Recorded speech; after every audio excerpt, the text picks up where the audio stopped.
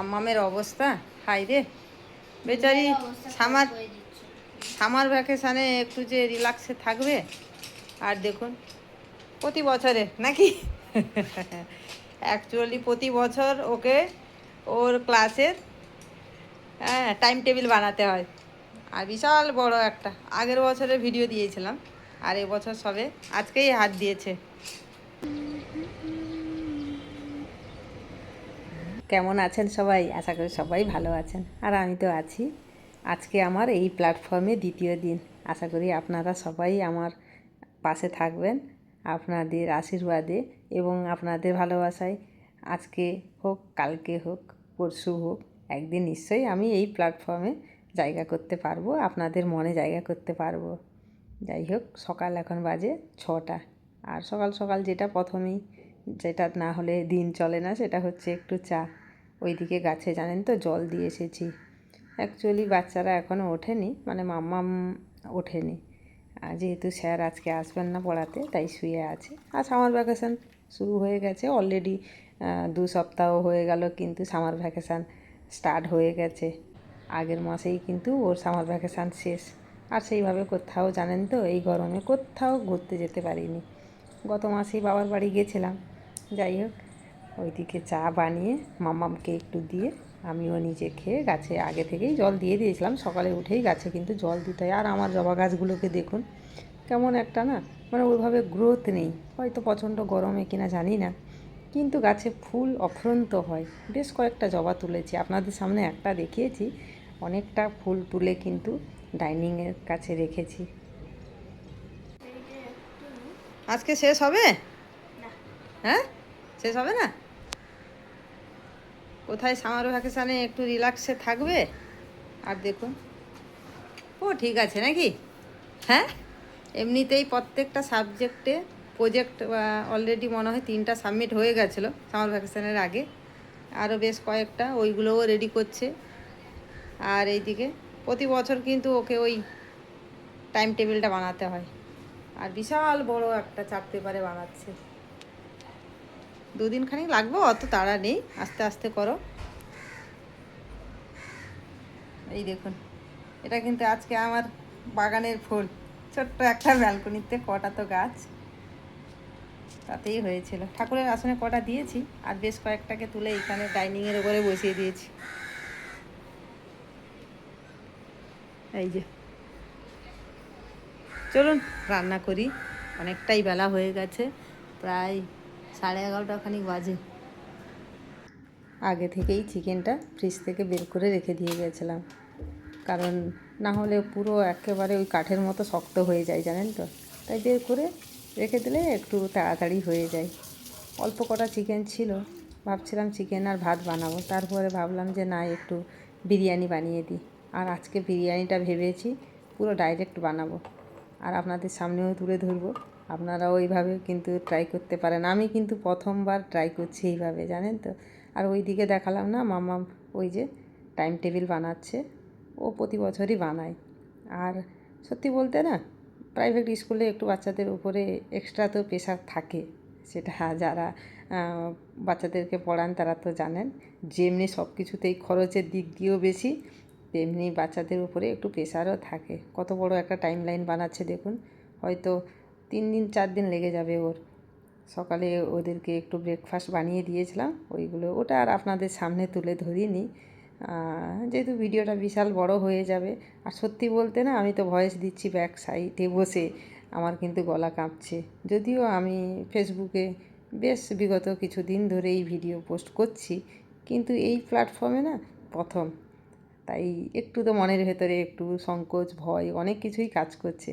আর ওটা জানি, আমার বিশ্বাস আমি ওটাকে ওভারটেক করতে পারবো। আর আপনারা তো আছেন, আমার যদি কোথাও কিছু ভুল হয়, কিছু মিস্টেক করে যাই, আপনারা আমাকে গাইড করবেন, এটা আমার বিশ্বাস। কারণ শেখার কখনো বয়সও হয় না, শেখার কাছে কখনো লজ্জাও করতে নেই, যেটা আমার বিশ্বাস। লজ্জা যদি কিছু করি বা কেউ করে, আমি কেন, যে কেউ যদি লজ্জা করে তাহলে কিন্তু অনেকটাই পিছিয়ে যায়, অনেক কিছু শিখতে পারে না, তাই না? যাই হোক, ওইদিকে চালটাও আমার হয়ে গেছে। বেশি তো ফোটানো যাবে না, মানে যেহেতু ডাইরেক্ট করব তো, তাই ওইদিকে ভাতটা আমার হয়ে গেছে, জল ঝরিয়ে নিয়েছি, আর পেঁয়াজ বেশ কিছুটা ভেজে তুলে নিলাম। কারণ আমার বাড়ির বিরিয়ানি না সবাই এইভাবেই খেতে পছন্দ করে, কেনা বিরিয়ানি খেতে অতটা পছন্দ করে না, যদিও সব সময় বানাই না, তবে আমি বাড়িতে বানালে আমাকে এই প্রসেসেই বানাতে হয়, আর আপনারাও বানাবেন এইভাবে। যদিও আমি প্রফেশনাল কোনো কুক না, তবেও আজকে বিগত 22 বছর ধরে রান্নাঘরে আছি, তো কিছুটা হলেও জানা, পুরোটা জানি না, অল্প কিছুটা হলেও জানা। যেই কথাটা বলছিলাম, এই যে প্রাইভেট স্কুলের যে লেখাপড়া, বাচ্চাদের উপরে সত্যি বলতে একটু প্রেশার থাকে। ক্লাস 7-এ কিন্তু মামার উঠে গেছে এই বছরে, বয়স কিন্তু ওর সবে মাত্র 11 বছর, আর ওই বাচ্চার ওপরে কিন্তু অনেকটাই প্রেশার। তার উপরে আইসিএসসি বোর্ডে তো একটু আরও বেশি প্রেশার থাকে, যারা পড়ান তারা তো জানেন। আর আর আমার যেটা, যেহেতু আমি ওয়েস্ট বেঙ্গল বোর্ডে পড়াশোনা করেছি, সেই হিসাবে বলছি, ওই সব বাচ্চাদের ফিজিক্স, কেমিস্ট্রি, বায়োলজি ওইগুলো কিন্তু সব সেপারেট, যেটা আমরা ক্লাস 8-এর পরে সেপারেট হিসেবে পেয়েছিলাম। তাই ওদের ওপরে একটু প্রেশার আছে। সামার ভ্যাকেশানে ওদের কিন্তু ছুটি নেই, জানেন তো। বাড়িতে থাকলেও প্রত্যেকটা সাবজেক্টে প্রজেক্ট রেডি করা, তারপরে ওইগুলোকে ঠিকভাবে সুন্দরভাবে ডেকোরেট করে ওটাকে প্রেজেন্টেশনের মতো করে জমা দিতে হয়। আর দেখলেন তো অত বড় টাইম লাইন, তারপরে তো বাড়ির টিচার আছেন, পড়াশোনার একটু প্রেশার হয়ে যায়। যাই হোক, আপনাদের সঙ্গে কথা বলতে বলতে আমার রান্না কিন্তু অনেকটাই এগিয়ে ফেলেছি। আর এইদিকে যে ভাতটা হয়ে গেছিলো বলছিলাম, ওর ভেতরে যে গরম মশলাগুলো দিয়েছিলাম, তেজপাতা, ওইগুলোকে বেছে বের করে দিলাম, কারণ ওইগুলো ওই ভাতের ভেতরে থাকলে না কেমন একটা লাগে, ওটাকে আমি বেছে ফেলি। আপনারা চাইলে একটা সুতির ন্যাকড়াতে সুন্দর করে বেঁধে পুটলির মতো করে জলের ভেতরে দিয়ে দিতে পারেন, কিন্তু আমি সেই রকম ডাইরেক্টই ফেলে দিয়েছিলাম। আর এইভাবে কড়াতে মাংসটা হয়ে যেতে ভাতটা দিয়ে ওই পেঁয়াজের যে পেরাস্তা ওটাও দিয়ে ঘি, গরম মশলা আর ওই যে কাঁচা দুধ, একটু ফুড কালার দিয়েছিলাম, আর তার ভেতরে কয়েক ফোঁটা আতর গোলাপ জল দিয়ে ওপর থেকে দিয়ে ঢাকা দিয়ে দিলেই হয়ে গেল। কড়ার ঢাকনাটার ওইটাই মিডিলে উঠে গেছে, দেখুন। একটা আলুর খোসাই দিয়ে দিলাম।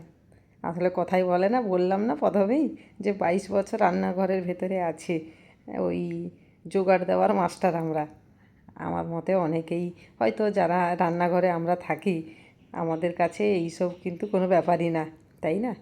চলুন, দেখতে তো ভালো হয়েছে, এবার খেয়ে কি বলে। ঠিক হয়েছে, ঠিকঠাক সব কিছু?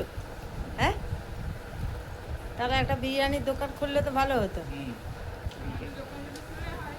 হ্যাঁ, খালি ভালো ভালো রান্না তোমাদেরকে খাওয়ালে হবে, সেল ভালো হবে।